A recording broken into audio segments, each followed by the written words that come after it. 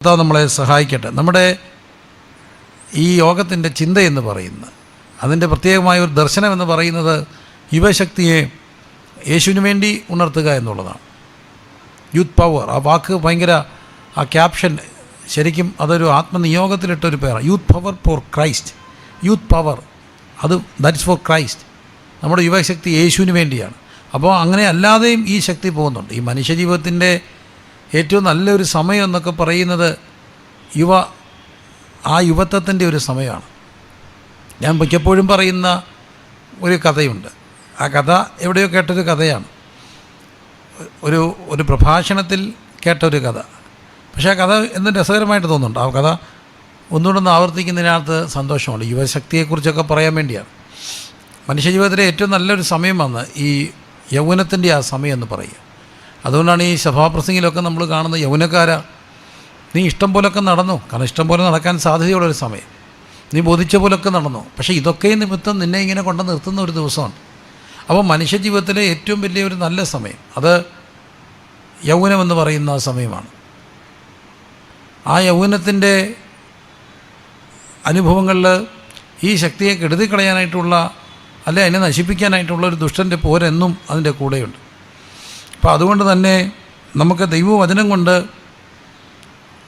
ആ യൗവന ശക്തി കർത്താവിന് വേണ്ടി പ്രയോജനപ്പെടുത്തുവാനായിട്ട് ഉപയോഗിക്കാൻ ദൈവം ഇടയാക്കട്ടെ എന്ന് പ്രാർത്ഥിക്കുന്നു. റോമർക്കെഴുതിയ ലേഖനം 1-ാം അധ്യായത്തിലേക്ക് നമുക്ക് നമ്മുടെ ധ്യാനത്തിനായി നമ്മുടെ ശ്രദ്ധയെ തിരിക്കാം. കഴിവതും ഈ സന്ദേശം കേൾക്കുന്നവർ പുസ്തകങ്ങൾ തുറന്ന്, നമ്മളിപ്പം പലരും ഈ സമയങ്ങളിലൊക്കെ വീട്ടിലായിരിക്കും, ശനിയാഴ്ച രാത്രിയാണ്.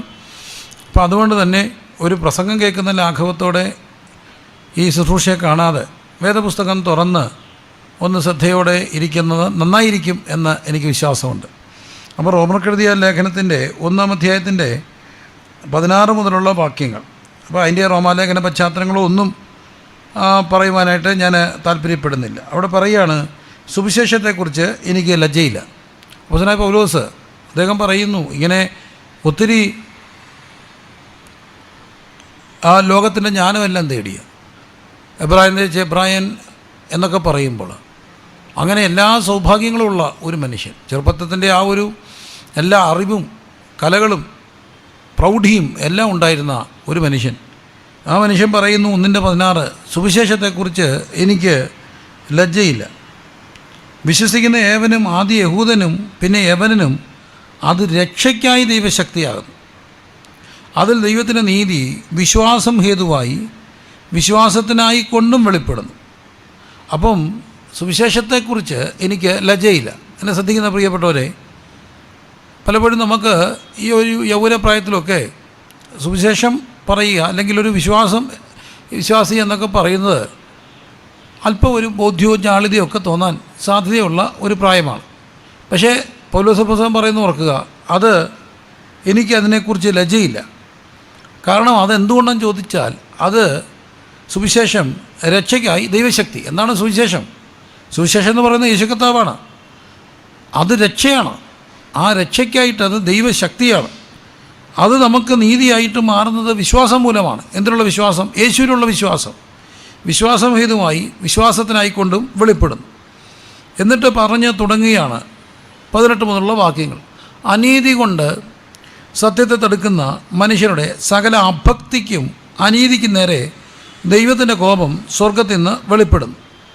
പലപ്പോഴും മനുഷ്യൻ അനീതി കൊണ്ട് സത്യത്തെ തടുക്കാനായിട്ട് ശ്രമിക്കാറുണ്ട്. പക്ഷേ സത്യം എപ്പോഴും ജയിക്കും. സത്യമേവേ ജയ എന്നുള്ള, സത്യം എപ്പോഴും ജയിക്കും എന്നുള്ള ഒരു അടിസ്ഥാന ചിന്ത തന്നെ ഭാരതത്തിൻ്റെ ഒരു ദർശനം കൂടാണ്.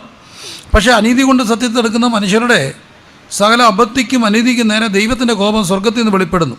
കാരണം ദൈവത്തെക്കുറിച്ച് അറിവാകുന്നത് അവർക്ക് വെളിവായിരിക്കുന്നു. ദൈവം അവർക്ക് വെളിവാക്കി. ദൈവത്തിൻ്റെ നിത്യശക്തിയും ദിവ്യത്വമായി അവിടുത്തെ അദൃശ്യ ലക്ഷണങ്ങൾ ലോക സൃഷ്ടി മുതൽ അവൻ്റെ പ്രവൃത്തികളാൽ ബുദ്ധിക്ക് തെളിവായി വെളിപ്പെട്ട് വരുന്നു. അവർക്ക് പ്രതിവാദമില്ലാതിരിക്കേണ്ടതിന് തന്നെ. അടുത്ത വാക്യം 21. അവർ ദൈവത്തെ അറിഞ്ഞിട്ടും അവനെ ദൈവമെന്നോർത്തും മഹത്വീകരിക്കുകയോ നന്ദി കാണിക്കുകയോ ചെയ്യാതെ തങ്ങളുടെ നിരൂപണങ്ങളിൽ വ്യർത്ഥരായി തീർന്നു. അവരുടെ വിവേകമില്ലാത്ത ഹൃദയം ഇരുണ്ടുപോയി. ജ്ഞാനികളെന്ന് പറഞ്ഞുകൊണ്ട് അവർ മൂഢരായിപ്പോയി. 23. അക്ഷയനായ ദൈവത്തിൻ്റെ തേജസ്സിനെ അവർ ക്ഷയമുള്ള മനുഷ്യൻ, പക്ഷി, നാൽക്കാലിയുടെ ജാതി ഇവയുടെ രൂപസദൃശ്യമാക്കി മാറ്റിക്കളഞ്ഞു. അതുകൊണ്ട് ദൈവം അവരെ തങ്ങളുടെ ഹൃദയങ്ങളെ മോഹങ്ങളിൽ സ്വന്തം ശരീരങ്ങളെ തമ്മിൽ അപമാനിക്കേണ്ടതിന് അശുദ്ധിയിൽ ഏൽപ്പിച്ചു. അപ്പോൾ അടിസ്ഥാനപരമായി മനുഷ്യൻ്റെ പ്രശ്നം എന്താണെന്നാണ് അവിടെ പറയുന്നത്. അനീതി കൊണ്ട് സത്യത്തെ എടുക്കുന്നു. എന്താണ് അനീതി കൊണ്ട്? 19-ാം വാക്യം, ദൈവത്തെക്കുറിച്ച് അറിവാകുന്നത് അവർക്ക് വെളിവായിരിക്കുന്നു. ദൈവം അവർക്ക് വെളിവാക്കി നിത്യശക്തിയും ദിവ്യത്വമായി. അവിടുത്തെ അദൃശ്യ ലക്ഷണങ്ങൾ ലോക സൃഷ്ടി മുതൽ അവൻ്റെ പ്രവൃത്തികളാൽ ബുദ്ധിക്ക് തെളിവായി വെളിപ്പെട്ടു വരുന്നു. അവർക്ക് പ്രതിവാദമില്ലാതിരിക്കേണ്ടതിന് തന്നെ. പ്രിയപ്പെട്ട സഹോദരങ്ങളെ, അപ്പോൾ തന്നെ പൗലോസോട് പറയുകയാണ്, ദൈവത്തെക്കുറിച്ചുള്ള അറിവ് മനുഷ്യൻ്റെ ബുദ്ധിക്ക് തെളിവായി വെളിപ്പെട്ടു വരുന്നുണ്ട്. എന്നു മുതൽ? ലോക സൃഷ്ടി മുതൽ. എങ്ങനെ? പ്രതിവാദമില്ലാതിരിക്കേണ്ടതിന്. എന്നിട്ട് മനുഷ്യൻ എന്താ പറ്റി? ദൈവത്തെ ദൈവമെന്നറിഞ്ഞിട്ടും ദൈവമെന്നോർത്ത് മഹത്വീകരിക്കുകയോ നന്ദി കാണിക്കുകയോ ചെയ്യാതെ നിരൂപണങ്ങളിൽ വ്യർത്ഥരായിപ്പോയി. സുഹൃത്തുക്കളെ, സഹോദരങ്ങളെ, കുഞ്ഞുങ്ങളെ, എല്ലാ മനുഷ്യർക്കും അറിയാം ദൈവമുണ്ടെന്ന്.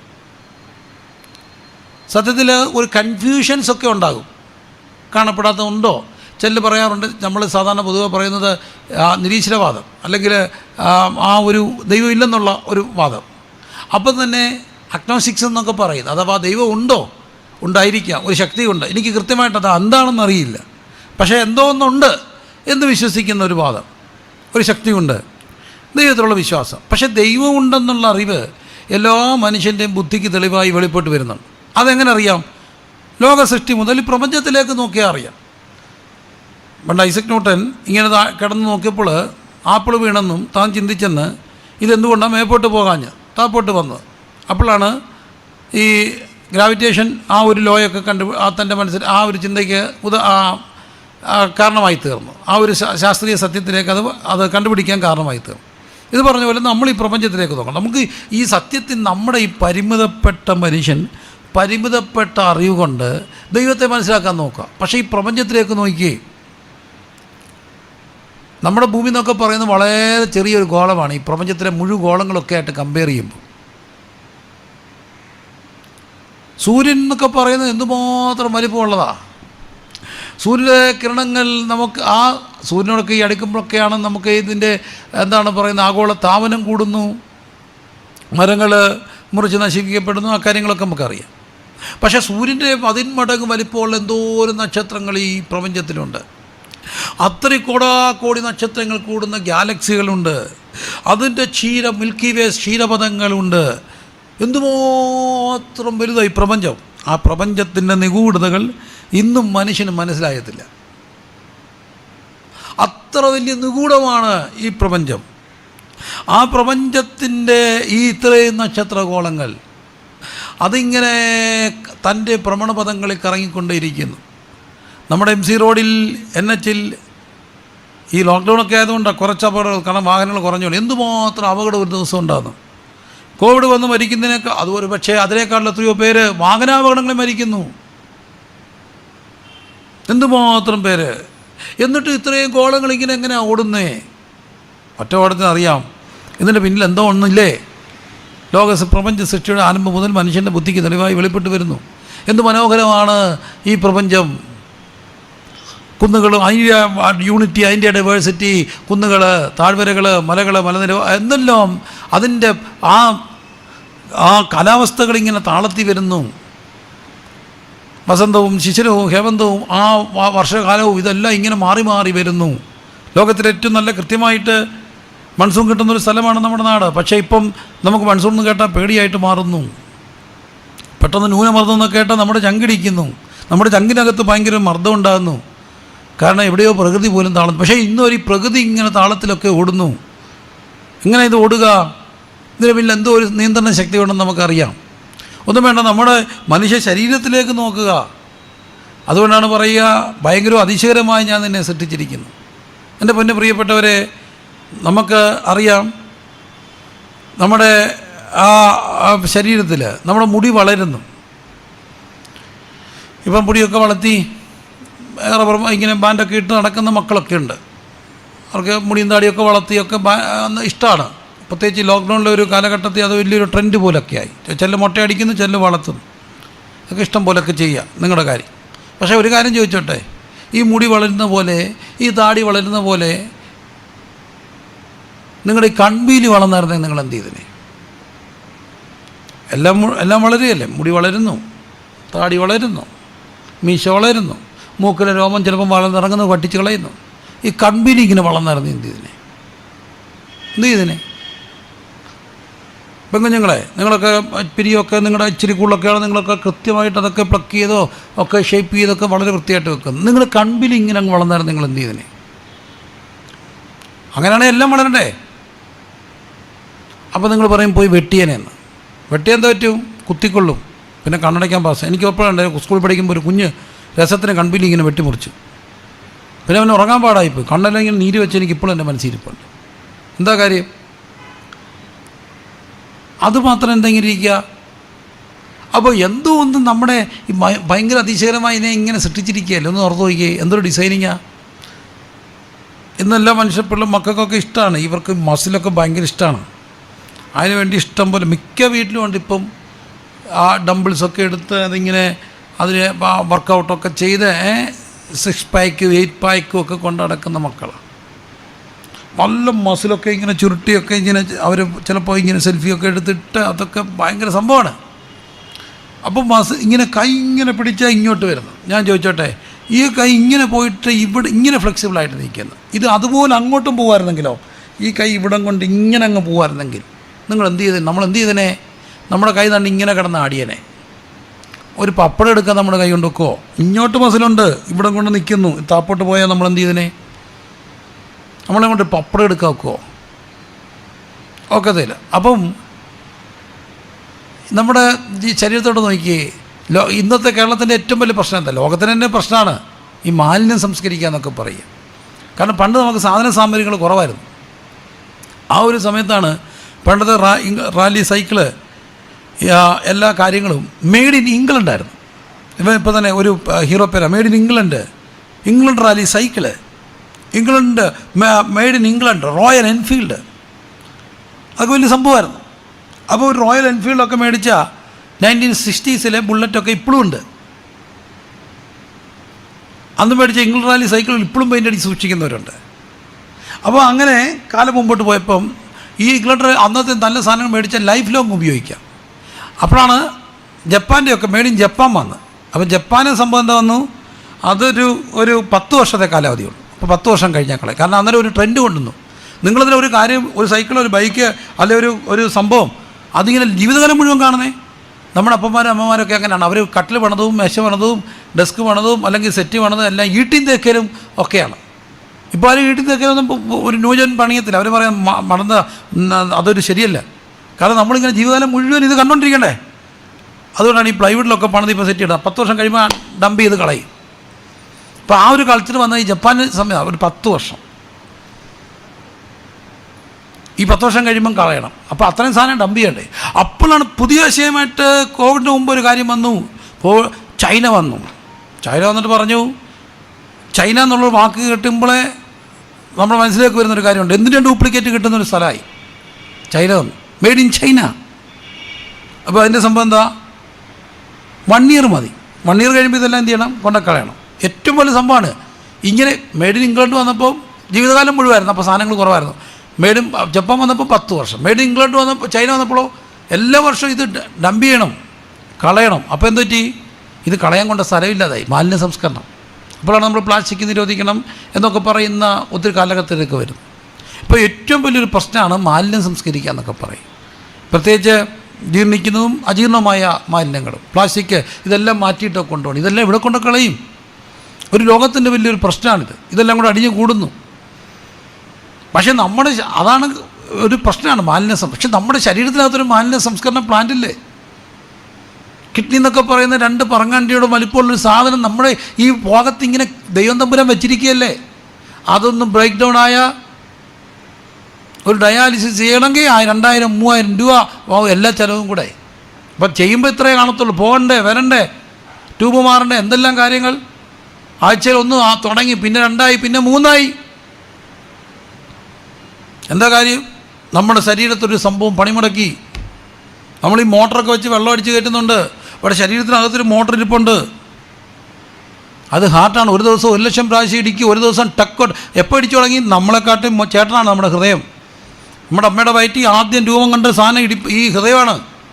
ഇത് ഇടിച്ചു തുടങ്ങുമ്പോൾ നമ്മുടെ ജീവൻ തുടങ്ങി. അതെന്ന് ടിക്കോ നിൽക്കുന്നു. അന്ന് നമ്മൾ കാറ്റുപോയി, ഹൃദയം നിലച്ചു.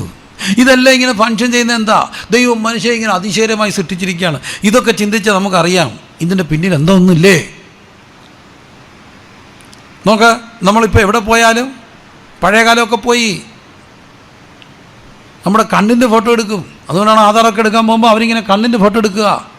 എന്തിനാ കണ്ണിൻ്റെ ഫോട്ടോ എടുക്കുന്ന? ആയിരക്കണക്കിന് കോടിക്കണക്കിന് 138 കോടി ജനങ്ങളുള്ള ഈ ഭാരതം, കോടിക്കണക്കിന് പേര് വന്നിറങ്ങി. ഇപ്പോഴൊക്കെ അല്ലേ എയർപോർട്ടുകളൊക്കെ, അമേരിക്കൻ എയർപോർട്ടുകളൊക്കെ ഇറങ്ങിപ്പോയാൽ അവിടെ ഇതൊന്നും ഇല്ല. ചുമ്മാ ഇങ്ങനെ നോക്കുമ്പോൾ അവർ കണ്ണിലോട്ട് നോക്കി ടിക്കോ നടിക്കുന്നു. നമ്മുടെ വിരലെന്താ വെക്കുന്നു, നമ്മളിറങ്ങിപ്പോകുന്നു. നമ്മുടെ ഒരു വിരളത്തുമ്പേ നമ്മളുണ്ട്. കൊടോകോടി ജനങ്ങളുള്ള ഈ ഭൂമിയിൽ ഈ വിരൽ കൊണ്ട് എങ്ങനെ തിരിച്ചറിയുക? ഈ കൊടാകോടിയുള്ള മനുഷ്യനുള്ള ഈ ലോകത്ത് ഈ കണ്ണിൻ്റെ അകത്തെ തിളക്കം കൊണ്ട് നിങ്ങൾ ആരാന്നെങ്ങനെ അറിയുക? നമ്മളാരാന്നെങ്ങനെ അറിയാം. കാരണം എന്നെപ്പോലെ ഞാനേ ഉള്ളൂ. ഇങ്ങനെ എങ്ങനെ സൃഷ്ടിക്കപ്പെടുക? ഒറ്റ അച്ചില ഒരു സമയത്ത് ഇറങ്ങിയ ഓരോ മോഡൽ വണ്ടികൾ ഒന്നിച്ച് കിടന്ന ഓരോ വണ്ടിയും ഡിഫറൻ്റ് ആണോ? ചില മൈന്യൂട്ട്. പക്ഷേ നമ്മളെ എൻ്റെ പ്രിയമുള്ളവരെ ഇത്രമാത്രം ഡിഫറൻ്റ് ആക്കുന്നത് എങ്ങനെയാ? മനുഷ്യനെ ഭയങ്കര അതിശയമായി സൃഷ്ടിച്ചു. അപ്പം ഇതെല്ലാം സൃഷ്ടിച്ചാൽ നമുക്കറിയാം ഇതിൻ്റെ പിന്നിൽ ദൈവമുണ്ട്. പക്ഷെ ദൈവത്തെ ദൈവം എന്ന് അറിഞ്ഞിട്ടും മനുഷ്യന് പറ്റിയ അബദ്ധം. ദൈവത്തെ ദൈവം എന്നറിഞ്ഞിട്ടും ദൈവം എന്ന് ഓർത്ത് മഹത്വീകരിക്കാനൊരു മടി. അപ്പോൾ അവിടെ എന്ത് പറഞ്ഞു? ജ്ഞാനികളെന്ന് പറഞ്ഞുകൊണ്ട് അവർ മൂഢരായിപ്പോയി. കാരണം ജ്ഞാനത്തിൻ്റെ ലക്ഷണമായി ദൈവം ഇല്ലെന്നൊക്കെ പറയുക. എന്തൊരു ബുദ്ധിയാണെന്ന്, ദൈവം ഇല്ലെന്ന് പറഞ്ഞെന്ന്. പക്ഷെ ദൈവവചനം പറയുന്നു ദൈവത്തെ അറിഞ്ഞിട്ടും ദൈവത്തെ ദൈവം എന്നോർത്ത് മഹത്വീകരിക്കുകയോ നന്ദി കാണിക്കുകയോ ചെയ്യാതെ, ദൈവത്തെ സ്തുതിക്കാൻ മനസ്സ് കാണിക്കാതെ നിരൂപണങ്ങളിൽ വ്യർത്ഥരായി തീർന്നു. ഒരു തോന്നല് ഇപ്പം അത് വേണ്ടാന്ന്. അതുകൊണ്ടോ അവിടെ വിവേകമില്ലാത്ത ഹൃദയം ഇരുണ്ടുപോയി. എന്നിട്ടവർ ദൈവത്തെ പലതിലേക്കും അഴിമാറ്റി വിട്ടു. ദൈവാരാധനകൾ പല ആരാധനകളായി മാറി. ഇന്ന് പറ്റുന്ന എന്താ? ദൈവത്തെ ദൈവം എന്നോർത്ത് മഹത്വീകരിച്ച് നന്ദി കാണിക്കേണ്ട മനുഷ്യൻ ദൈവത്തെ ആരാധിക്കേണ്ടതിന് പകരം സ്വയത്ത് ആരാധിക്കാൻ തുടങ്ങി, തന്നെത്താൻ ആരാധിക്കാൻ തുടങ്ങി. 3-4 മണിക്കൂർ വർക്കൗട്ട് ചെയ്ത് ശരീരം പോഷിപ്പിച്ചു. അതിനുവേണ്ടി പ്രത്യേക ഡയറ്റീഷ്യൻ്റെ നിബന്ധനയോടെയുള്ള ഭക്ഷണ പദാർത്ഥങ്ങൾ കഴിക്കാൻ തുടങ്ങി. കാർബോഹൈഡ്രേറ്റ് കംപ്ലീറ്റ് അവോയ്ഡ് ചെയ്തു. പ്രോട്ടീനുള്ള മുട്ടയുടെ വെള്ള 10-30 ഒക്കെ കഴിക്കുന്ന പിള്ളേർ എനിക്കറിയാം. 3-4 മണിക്കൂർ വർക്കൗട്ട് ചെയ്യും. പക്ഷെ 10 മിനിറ്റാണ് പ്രാർത്ഥിക്കുന്നത്. അതുപോലും ഇല്ല. 5 മിനിറ്റ് വേദവസം വായിക്കാൻ മടിയാ. പക്ഷെ 4 മണിക്കൂർ വർക്കൗട്ട് ചെയ്യും. എന്താ അർത്ഥം? നമ്മളെ ആരാധിക്കുകയാണ്, ദൈവത്തെ ആരാധിക്കുക. ദൈവത്തെ ദൈവം എന്നോർത്ത് മഹത്വീകരിക്കുകയോ നന്ദി കാണിക്കുകയോ ചെയ്യാതെ നിരൂപണങ്ങൾ വ്യർത്ഥരായി തീർന്നു. അപ്പോൾ കർത്താവ് എന്ത് ചെയ്തു? 24 മുതലുള്ള വാക്യങ്ങൾ. ദൈവം അവരെ തങ്ങളുടെ ഹൃദയങ്ങളിൽ മോഹങ്ങളിൽ സ്വന്തം ശരീരങ്ങളെ തമ്മിൽ അപമാനിക്കേണ്ടതിന് അശുദ്ധീകരിപ്പിച്ചു. ദൈവത്തിൻ്റെ സത്യത്തെ അവർ വ്യാജമാക്കി സൃഷ്ടിച്ചവനേക്കാൾ സൃഷ്ടിയെ ഭജിച്ചാരാധിച്ചു. അതുകൊണ്ട് എന്താ പറ്റുമോ? 26 മുതലുള്ള വാക്യങ്ങൾ. ദൈവം അവനെ അപമാനരാഗങ്ങൾ ഏൽപ്പിച്ചു. അവിടെ സ്ത്രീകൾ സ്വാഭാവിക ഭോഗത്തെ സ്വഭാവവിരുദ്ധമാക്കി കളഞ്ഞു. മനുഷ്യൻ അസ്വാഭാവികനായിട്ട് മാറി. എന്തുകൊണ്ടാണ്? ദൈവാശ്രയവും ദൈവബോധവും ദൈവാരാധനയും നഷ്ടപ്പെട്ടിടത്തെല്ലാം മനുഷ്യൻ അസ്വാഭാവികരായിട്ട് മാറും. അസ്വാഭാവികതകളുണ്ടായി. എല്ലാത്തിനും ഒരു സ്വാഭാവിക താളമുണ്ട്. പക്ഷെ ആ സ്വാഭാവികമായ ക്രമീകരണങ്ങളെ എവിടെയെല്ലാം അട്ടിമറിച്ചോ അവിടെല്ലാം അസ്വാഭാവികമായ തിരിച്ചടികളുണ്ടാകും. ഉണ്ടാകത്തില്ലേ? സ്വാഭാവികമായൊരു ക്രമീകരണമാണ് മനുഷ്യൻ വേർക്കണം. ഉൽപ്പത്തി പുസ്തകത്തിൽ കാണുന്നു, മുഖത്തെ വേർപ്പോടെ നീ ഉപജീവനം കഴിക്കും. നീ വേർത്തിട്ടേ കഴിക്കാവൂ, വേർക്കാതെ കഴിക്കരുത്. വേർത്തിട്ടായിരുന്നു നമ്മുടെ അപ്പച്ചന്മാരും അമ്മച്ചന്മാരെല്ലാം കഴിച്ചത്. രാവിലെ എഴുന്നേറ്റിട്ട് മിറ്റം തൂക്കും, പശുവിനെ കറക്കും, ആ കന്നാലിക്കൂടെല്ലാം വൃത്തിയാക്കും, അയ്യത്തൂടെ പുറം ഒക്കെ ഓടി നടക്കും, കാര്യങ്ങളെല്ലാം ചെയ്യും. അപ്പോഴത്തേനും അവർ വേർത്തു. വേർപ്പെല്ലാം കഴിഞ്ഞാണ് രാവിലത്തെ ബ്രേക്ക്ഫാസ്റ്റ് കഴിക്കുന്നത്. പക്ഷെ കാലം മുമ്പോട്ട് പോയി. മനുഷ്യന് വേർക്കാൻ ഇഷ്ടമില്ലാതായി. വേർക്കാൻ ഇഷ്ടമില്ല എന്ന് മാത്രമല്ല, കഴിപ്പ് കൂട്ടുകയും ചെയ്തു. കഴിപ്പോട് കഴിപ്പ്, രാവിലെ കഴിപ്പ്, അത് കഴിഞ്ഞ് 10-നും ഉച്ചയ്ക്കും ഇടയ്ക്കൊരു ബ്രേക്ക്ഫാസ്റ്റിനും ലഞ്ചിനും ഇടയ്ക്കൊരു ബ്രഞ്ച്, പിന്നെ ലഞ്ച്, പിന്നെ 4 മണിക്ക് സ്നാക്സ്, പിന്നെ വൈകിട്ട് ഹെവി ഡിന്നർ. വേർത്തോ ഇല്ല. അങ്ങനെ നടന്നപ്പോൾ എന്താ പറ്റി? തിരിച്ചടി കിട്ടി. എന്താ തിരിച്ചടി കിട്ടിയത്?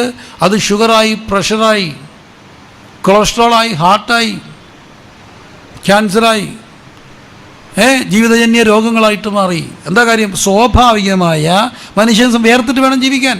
വേർക്കണം, വേർത്തിട്ട് കഴിക്കണം.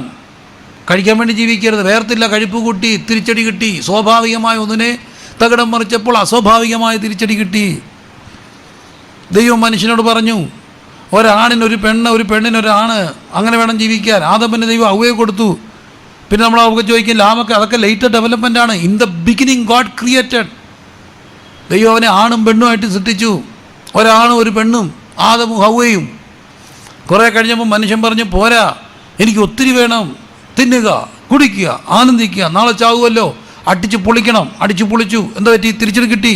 എയ്ഡ്സ് പോലെയുള്ള മാരക രോഗങ്ങൾ ഇതിനു മുമ്പ് വന്ന അവന് തിരിച്ചടി കിട്ടി. എന്താ കാര്യം? സ്വാഭാവികമായ ഒരു ക്രമീകരണത്തെ തകിടം മറിച്ചപ്പോൾ അസ്വാഭാവികമായ തിരിച്ചടി കിട്ടി. മനുഷ്യനോട് ദൈവം പറഞ്ഞു, ആദാമേ, നിന്നെ ഞാൻ തോട്ടത്തിലാക്കി വെച്ചു. നീ എന്ത് ചെയ്യണം? തോട്ടം സൂക്ഷിക്കണം, കായ്കനികൾ ഭക്ഷിക്കണം. അതുകൊണ്ടാണ് കേരള ക്രൈസ്തവരുടെ തനതായ ചില കലകളുണ്ട്. അതിലൊന്നാണ് പരിചമുട്ടുകളിയും മാർഗം കളിയൊക്കെ. അതൊരു പരിചമുട്ടുകളിയൊക്കെ ഒരു കായിക അയോധന കലകളുടെ ഭാഗമായി മനുഷ്യന് അവൻ്റെ ശരീരത്തിനൊക്കെ ആവശ്യമായ ആയാസം കൊടുക്കുന്നു. അപ്പം തന്നെ ബൈബിൾ കഥകൾ പാട്ടുകളിലൂടെ അവതരിപ്പിച്ച തനതായ ആ ഒരു ക്രൈസ്തവ പാരമ്പര്യങ്ങൾ. അതിനകത്തെ ചില പാട്ടുകൾ ഇങ്ങനെ കേട്ടിട്ടില്ലേ? ആദാമേ, നിന്നെ ഞാൻ തോട്ടത്തിലാക്കി വൈ, തോട്ടം സൂക്ഷിപ്പാനും കൈകനികൾ ഭക്ഷിപ്പാനും. ആദാമേ, നിന്നെ ഞാൻ തോട്ടത്തിലാക്കി. എന്തിനാ? നീ തോട്ടം സൂക്ഷിക്കണം, കൈകനികൾ ഭക്ഷിക്കണം.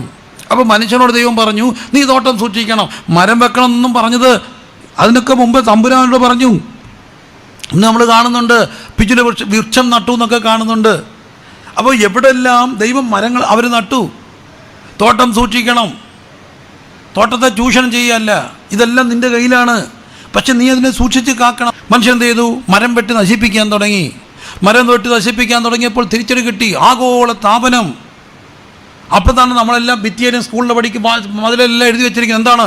ആഗോള താപനം. ഏക മറുപടി മരം, വൃക്ഷം. അപ്പോൾ എന്ത് പറഞ്ഞു? ഒരു മരം നടുക, മരം തൈകൾ നടുന്ന പദ്ധതികൾ വന്നു. എന്തോരം നടപ്പിലായി എന്നുള്ളത് മറ്റൊരു കാര്യം. ഓസോൺ ലെയർ കിഴുത്ത വീഴുന്നു. എന്താ കാര്യം? മരം നശിപ്പിച്ചു. പ്രകൃതിയെ സൂക്ഷിക്കണമെന്ന് പറഞ്ഞവൻ അതിൻ്റെ ക്രമീകരണം തകിടം മറിച്ചപ്പോൾ പ്രകൃതിയുടെ തിരിച്ചടി ഉണ്ടായി. മരങ്ങളെല്ലാം ഇടിച്ചു നിരത്തി, താഴ്വരകളെല്ലാം മണ്ണിട്ട് നികത്തി, ആറിൻ്റെ സൈഡെല്ലാം കെട്ടിയെടുത്തു, കൈത്തോടുകളെല്ലാം മനുഷ്യൻ കയ്യേറി. തിരിച്ചടി, വെള്ളം താഴുന്നില്ല. പ്രളയം കഴിഞ്ഞാൽ മഹാവറവ്. കാരണം ഈ ഒഴുകി വരുന്ന വെള്ളം ഊന്നു പോകുന്ന പ്രകൃതി താഴുന്നില്ല. ഭൂമിയോട് മല്ലടിക്കണം, ഭൂമിയെ ഭൂമിയിൽ അധ്വാനിക്കണം, വേർത്തൊട്ട് അധ്വാനിക്കണം, കിളയ്ക്കണം, ഒഴുകണം. അപ്പം വെള്ളം ഇവിടെ ഇറങ്ങും. അപ്പോൾ എന്താ പറ്റി? രാസവളങ്ങളിടാൻ തുടങ്ങി, മണ്ണിരകൾ. ഏത് കാര്യവും സ്വാഭാവികമായതൊന്ന് തകിടം മറിച്ചപ്പോൾ അസ്വാഭാവികമായ തിരിച്ചടികളുണ്ടായി. ഇവിടെ ഏറ്റവും വലിയ അസ്വാഭാവികതയുണ്ടായി. എന്താണെന്നറിയാമോ?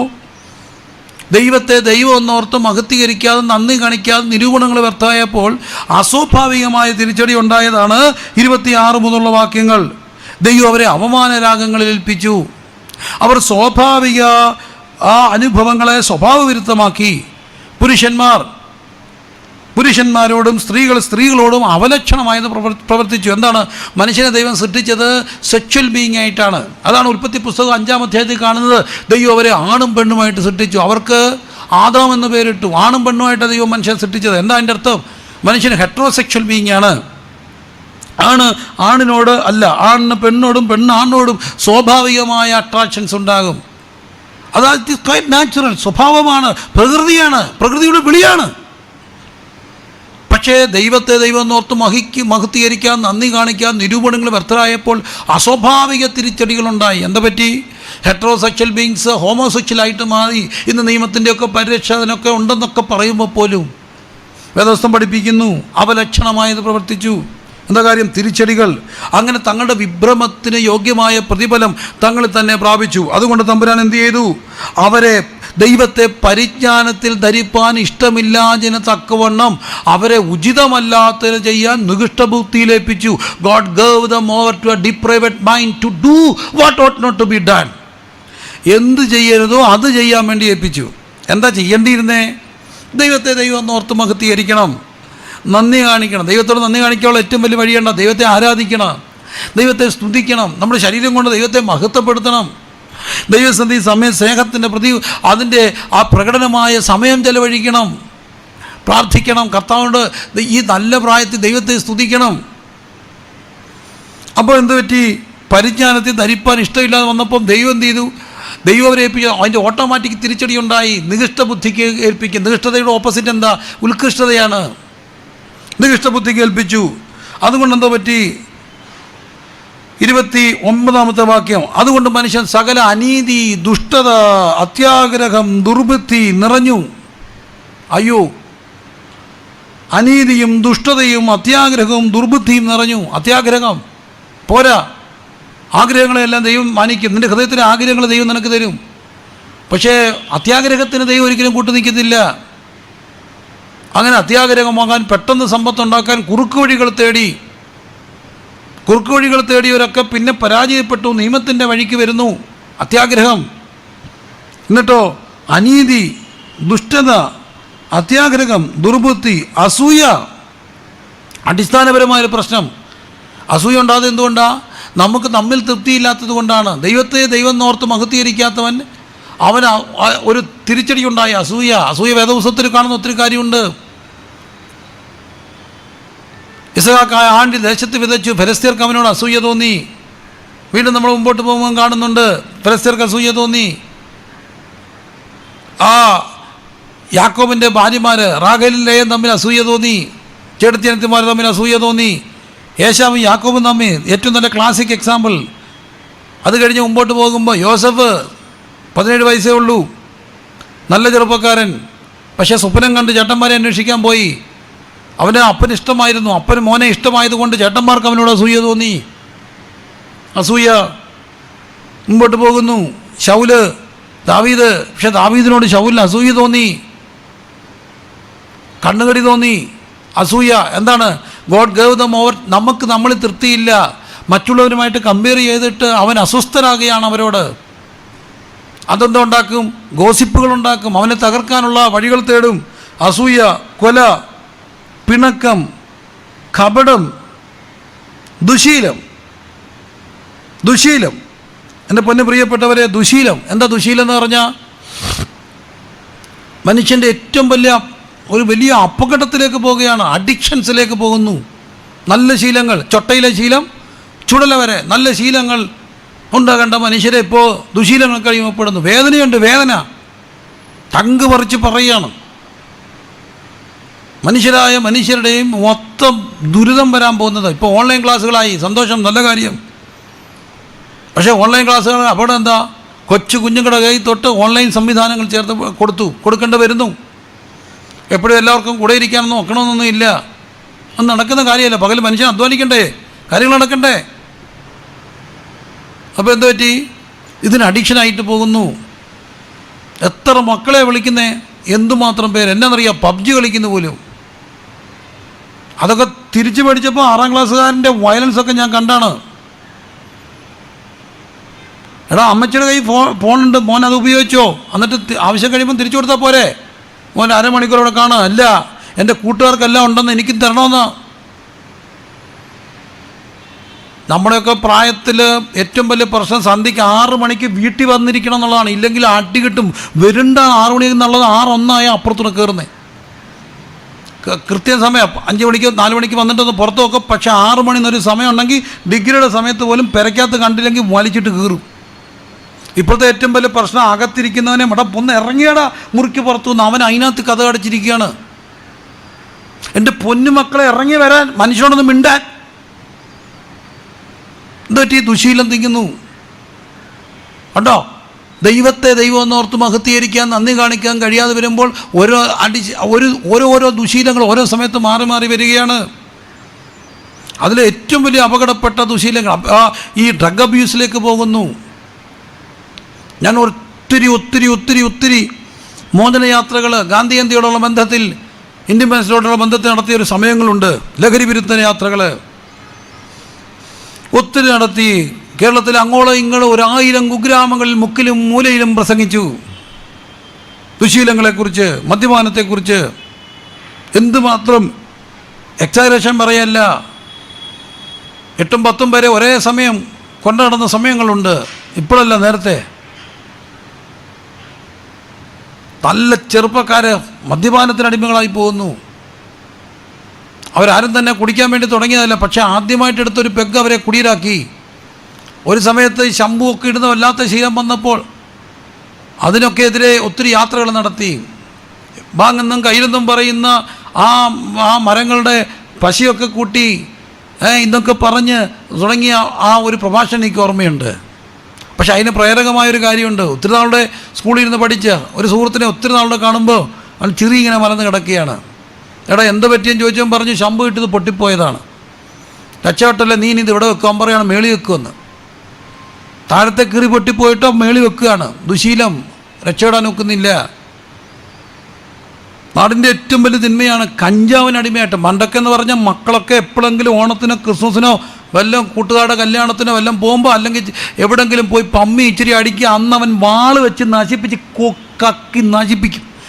അപ്പനറിയാം, അമ്മയറിയാം, അടിയുടെ പൂരക്കെട്ടും കെട്ടും. അത്തോട്ട് കൂട്ടി അവൻ്റെ പലതിൻ്റെ കൂടി നിൽക്കും കാരണം അവൻ കക്കി നശിപ്പിച്ച് വാള് വെച്ച് ഊടുപാടം നശിപ്പിക്കും. അവൻ അറിയും, എങ്ങനെങ്കിലും പിടിക്കും, മിക്കതിൻ്റെ അതോടുകൂടി തീരും. പക്ഷേ മറ്റൊരു അപകടത്തിലേക്ക് പോയി. കഞ്ചാവ് അറിയാൻ വൈകുന്നു. ദുശീലം നിർബന്ധിച്ച് ചിലപ്പോൾ അത് പല രീതിയിൽ തുടങ്ങിക്കുന്നു. കൂടുതലും ദുശീലങ്ങൾ ഈ മാഫിയകൾ എവിടെ വർക്ക് ചെയ്യുക? സ്കൂളുകളൊക്കെ ആയിട്ട് ബന്ധപ്പെട്ടാണെന്ന്. തമ്പുരാനെ ഞെട്ടിപ്പോയി. കൊച്ചു കുഞ്ഞുങ്ങൾ കളിക്കാൻ പോകുന്ന ഗ്രൗണ്ടുകളുടെ അടുത്ത് വരെ ഇതിൻ്റെ കച്ചവടങ്ങളെന്ന്. എന്തുവാ ഇത്? എന്തുകൊണ്ടാണ് സംഭവിക്കുന്നത്? ഒറ്റക്കാര്യം, ദൈവത്തെ ദൈവം എന്നോർത്ത് മഹത്വീകരിച്ച് നന്ദി കാണിക്കാൻ നമുക്ക് കഴിയാതെ വരുമ്പോൾ തിരിച്ചടി പെരുകയാണ്. ആ തിരിച്ചടി ഒരു തലമുറയെ തകർക്കുന്ന ദുശീലങ്ങളായിട്ട് മാറിയും. ഇന്ന് സത്യത്തെ എൻ്റെ പൊന്നു പ്രിയപ്പെട്ടവരെ, ഈ മൊബൈലിൻ്റെ ലോകത്തൊക്കെ കയറി ഈ ഓൺലൈനിലൂടെ ഇരിക്കുന്ന മക്കളെ ഓർത്ത് വിഷമിക്കാത്ത എത്ര പേരുണ്ട്? എന്താ സംഭവം എന്നറിയാം? ആദ്യത്തെ സംഭവം, ദൈവത്തെ ദൈവം എന്നോർത്ത് മഹത്വീകരിച്ച് നന്ദി കാണിക്കാൻ മനുഷ്യന് കഴിയാതെ വന്നപ്പോൾ തിരിച്ചടി ഉണ്ടായി. ദുശീലം, കുല, പിണക്കം, കൊട്ടേഷൻ കൊടുക്കാനും കൊട്ടേഷൻ സംഘത്തിൻ്റെ ഭാഗമാകാനും തമ്മി വെട്ടാനും അടിക്കാനും ഒക്കെ ഒരു മടിയില്ലാത്ത മനുഷ്യരായിട്ട് മാറി. കുറച്ചാൾക്ക് മുമ്പ് ഈ പത്തനാപുരം റോഡിൽ കൂടെ പോകുമ്പോൾ കണ്ണിന് കണ്ടൊരു കാഴ്ച കൊണ്ട് ഒരു 3 പിള്ളേർ ട്രിപ്പിൾസ് വെച്ച് ബൈക്കേ വരുന്നു. അവരൊരു വണ്ടി ഓവർടേക്ക് ചെയ്യുന്നു. ഓവർടേക്ക് ചെയ്ത് പോയപ്പോൾ അവരെന്തോ വരുമോ സൈഡ് കൊടുക്കാതിരിക്കേണ്ടി ചെയ്തു. പെട്ടെന്ന് ഞാൻ വരുമ്പോൾ റോഡ് ബ്ലോക്കായി കിടക്കും. നോക്കുമ്പോൾ കണ്ട കാഴ്ച, ഈ 3 പിള്ളേർ ബൈക്കേ വന്നൊരു ചവിട്ട് കാണും, 2 എണ്ണത്തെ ഇട്ട് ആടിച്ച് അതിനകത്ത് ഇട്ടിടിച്ച് ഒരുത്തൻ ഓടി അപ്പുറത്ത് മേളൊരു വീട്ടിൽ കയറി ചെന്നിട്ട് അവരെ ഓടിപ്പോയിട്ട് സൗകര്യന്മാർ മാത്രമുള്ള വീട് അവിടുന്ന് വിരിച്ചിറക്കി അടിച്ച് സ്റ്റെപ്പെ കൊണ്ട് ഉരുട്ടി ഇവൻ ഓടി വന്ന് വണ്ടിക്കകത്ത് കയറുന്നു. വണ്ടിക്കകത്ത് കയറി കതക് പൂട്ടിയിട്ടിട്ട് ചവിട്ടിയിട്ട് ഒരുത്തൻ അവൻ്റെ വണ്ടിയുടെ താക്കോൽ ഇങ്ങോട്ട് ഊരിയിട്ട് നീളമുള്ളത് ഇങ്ങോട്ട് കുത്ത് തലയിൽ കൂടെ രക്തം ചീറ്റുന്നു. ഇവനും അമ്മയുടെ മുലപ്പാൽ കുടിച്ച് ഇറങ്ങി. ഇവനൊരു അമ്മയില്ലേ ഈ ഇടി കിട്ടുന്നവന്. പക്ഷെ എന്താ, കൊല്ലം മടിയില്ലാത്ത മനുഷ്യനായിട്ട് മാറി. ഒറ്റക്കാര്യം, ഇത്ര എങ്ങനെ മനുഷ്യൻ നികഷ്ടരാകുന്നത്? അകത്ത് ദൈവബോധം കുറയുമ്പോൾ മനുഷ്യൻ നികഷ്ടരായിട്ട് മാറുന്നു. അലിവുള്ള ഹൃദയം വാത്സല്യമില്ലാതെ പോന്നു. അലിവില്ലാത്തവർ, ദുശീലങ്ങൾ, കൊലപാതകം, പിണക്കം. പിണങ്ങിയൊക്കെ 3, 4, 5, 6 ദിവസം പിണങ്ങി കിടക്കത്തില്ലേ? എത്ര പിണങ്ങിയാലും വഴക്കുണ്ടാക്കിയാലും കഥ അടച്ചാൽ മിണ്ടത്തിൽ എന്ന് പറഞ്ഞാൽ നേരം വെളുക്കും അപ്പനെ അമ്മയെ കണ്ട പിണക്കം മാറത്തില്ലേ? പക്ഷേ സഹോദരങ്ങൾ പോലും തമ്മിൽ പിണങ്ങിയ വല്ലാത്ത ദേഷ്യം. ഞാൻ അടുത്തിടയ്ക്ക് കണ്ട് 2 ചേട്ടനും അനിയനെയും 2 വീട്ടിലാക്കിയിരിക്കുക. കാരണം ഇവന്മാർ തമ്മിൽ അടിക്കും.